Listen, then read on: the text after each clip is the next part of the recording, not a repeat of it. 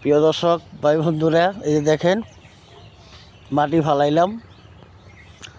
দিন দিন জনসংখ্যা বাড়ছে, আবাদি জমি কমছে।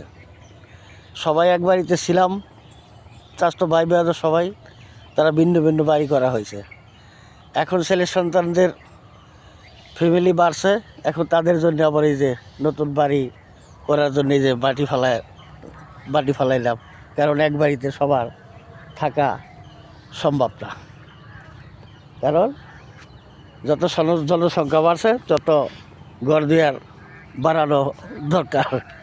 তাই এইভাবেই দিন দিন জনসংখ্যা বাড়বে, আবাদি জমি কমবে, এইভাবেই একের পর এক সব আলাদা আলাদা বাড়িঘর সবারই করতে হবে। ধন্যবাদ সবাইকে। এই যে দেখেন, এটা ছিল আমার একটা আম বাগান। এই আম বাগানে ফালাইলাম আর কি, গাছ গাছলা কাইটা।